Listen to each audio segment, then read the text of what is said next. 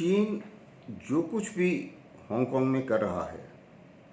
उन्होंने national security act पास किया है जिससे हांगकांग में जो लोग प्रोटेस्ट कर रहे हैं, डेमोक्रेटिक तरीके से प्रोटेस्ट कर रहे हैं, उनको भी उठा के चीन में ले जाके उनका ट्रायल किया जा सकता है या उन्हीं पूरी सख्ती से उनको नापा जा सकता है। अब इस किस्म के एक्शन और ताइवान को धमकी देना या अलग अलग साउथ चाइना सी में इन सब जगह पर जो ये हरकत कर रहे हैं, इसका सीधा असर उनके इंटरनल हालत पर भी पड़ सकता है। चीन की जो पॉपुलेशन है, पढ़ी लिखी पॉपुलेशन है, सबसे ज़्यादा पीएचडी वहाँ हैं, और वो पॉपुलेशन जो है वो अभी तक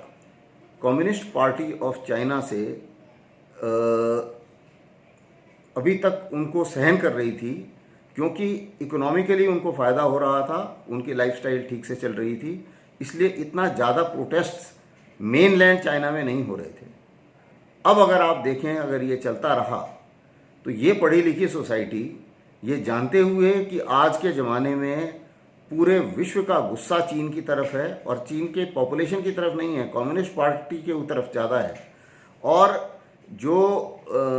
चीन जिस तरीके से उनको मॉनिटर करता है, उनके ऊपर सर्वेलेंस करता है, वहाँ पर बोलने की इतनी छूट नहीं है, ये सब इतनी आसानी से ज़्यादा दिन तक चलेगा नहीं।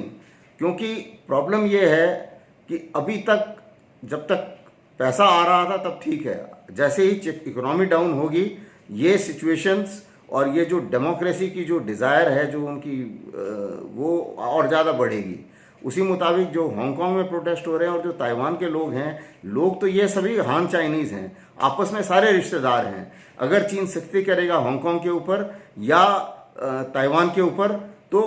बेसिकली तो सख्ती उनके रिश्तेदारों के ऊपर ही होगी। तो इसका कुछ ना कुछ असर ज़रूर देखा जा सकेगा इसके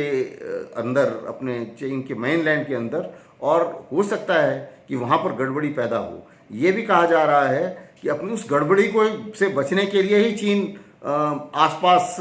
एक्शंस कर रहा है, जैसे भारत के बॉर्डर पे उसने एक्शन कर दिया ताकि नेशनलिज्म की भावना उभरे और उसमें बाकी की जो आपस में जो इनकी जो डिसेंट है वो थोड़ा सा कम हो जाए। तो ये सारी चीज़ें जो हैं, इसके बारे में ऐसा नहीं है कि चीन का अंदरूनी हालत ठीक है और उसके ऊपर भी कुछ खतरा उनके उसके ऊपर मंडरा रहा है।